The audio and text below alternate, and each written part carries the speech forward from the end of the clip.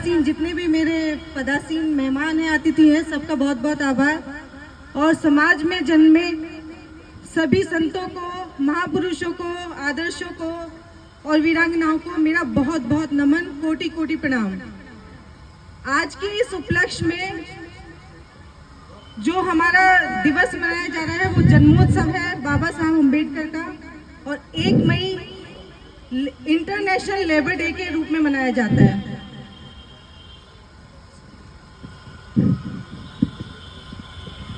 अंतर्राष्ट्रीय श्रमिक दिवस का नाम सुनते ही हमारे दिमाग में सबसे पहले जो चीज आती है वो आती है कि श्रमिक। हमारे देश में श्रमिकों की संख्या जो है, पूरी जनसंख्या का अगर देखें तो 80% है। 80% हम लोग श्रमिक श्रेणी के लोग हैं।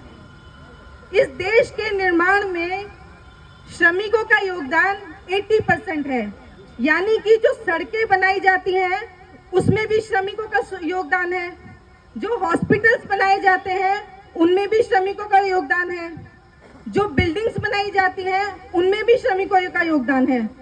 श्रमिकों का योगदान है 80%, लेकिन हमारे देश के संसाधनों में उनका हिस्सा 2% भी नहीं है। क्या आप लोग को नहीं लगता कि आज के दिवस पे जो श्रमिक दिवस है, हमें इस चीज के बारे में सोचना चाहिए और एक दूसरे तक इस बात को पहुंचाना चाहिए कि जो श्रमिकों के बारे में सोचने वाले लोग हैं, क्या उन्हें इस देश में पैदा होने वाले श्रमिक वर्ग के बारे में, उनके संसाधनों के बारे में आवाज उठानी चाहिए या नहीं उठानी चाहिए? क्योंकि जो श्रमिक वर्ग है उसको हमारे देश के उस वर्ग में रखा गया है जहां पर उससे काम तो लिया जाता है, लेकिन उसके जीवन स्तर के बारे में बिल्कुल नहीं सोचा जाता। उसके जीवन स्तर के बारे में इसलिए नहीं सोचा जाएगा क्योंकि श्रमिक वर्ग हमारा खुद भी अनजान है, जागरूक नहीं है अपने अधिकारों से। जब तक आप लोग अपने अधिकारों के प्रति जागरूक नहीं होंगे, यकीन मानिए आपके लिए कोई आवाज नहीं उठाएगा। ये आवाज आप सब लोगों को उठानी होगी। क्यों? क्योंकि आपका अन्नदाता, आपका श्रेयदाता कोई और नहीं है, आपके बाबा साहब भीमराव अंबेडकर हैं, जो आपके लेबर मिनिस्टर रह चुके हैं। और जो लेबर मिनिस्टर आपकी कैटेगरी का रह चुका है, उसके लेबर मिनिस्टर होने के बाद भी अगर हमारे श्रमिक कैटेगरी को, हमारे श्रमिक वर्ग को नहीं सोचा जा रहा, नहीं समझा जा रहा, तो ये सब आप लोग की जिम्मेदारी है। आप लोग उठिए, आप लोग को जागरूक होना होगा। आप लोग इस तरह से नहीं बैठे रह सकते। क्यों? क्योंकि 80% हमारी लेबर जो है केवल दिन में 1 टाइम का खाना खाती है। 80% लेबर जो है हमारी उन घरों में सोती है जहां पर इलेक्ट्रिसिटी नहीं है। 80% लेबर हमारी उन घरों में सोती है जहां पर पानी की व्यवस्था नहीं है। कौन करेगा ये सारी व्यवस्थाएं? आपको लगता है कि मौजूदा सरकार आपकी बात को समझती है? आपको लगता है कि मौजूदा सरकार आपके बारे में सोचती है? बिल्कुल नहीं सोचती। अगर वो सोचती तो आज ये हालात बहुत हद तक सुधर चुके होते, क्योंकि 1 दशक से ज्यादा हो चुका है मौजूदा सरकार को। अभी वहां के मंत्री कोई आए थे और बहुत ज्यादा गुणगान गा रहे थे कि बाबा साहब की मूर्ति लगा दी गई। क्या बाबा साहब की मूर्ति लगाने से हमारा जीवन स्तर सुधर जाएगा? अगर बाबा साहब की मूर्ति लगाने से जीवन स्तर सुधर सकता है तो सब लोग अपने घर में बाबा साहब की मूर्ति लगाओ, लेकिन उससे हमारा जीवन स्तर नहीं सुधरेगा, हमारे श्रमों की स्थिति नहीं बदलेगी। हमारे श्रमिकों के बच्चों के साथ वही होता रहेगा जो अब तक होता आया है। आपके लिए ले दे के कुछ नौकरियां थी, वो नौकरियां भी खत्म कर दी गई। हमारे ही वर्ग की महिलाएं सड़कों पर झाड़ू क्यों लगाती हैं? अगर वो महिला सड़क की सफाई कर सकती है तो क्या उसे साफ घर में अपनी जगह लेने का अधिकार नहीं है? क्यों मलिन बस्तियां अलग साइड में बना दी जाती हैं? अगर हम बिल्डिंग बना सकते हैं, क्या उन बिल्डिंगों में हमारा रहने का अधिकार नहीं है?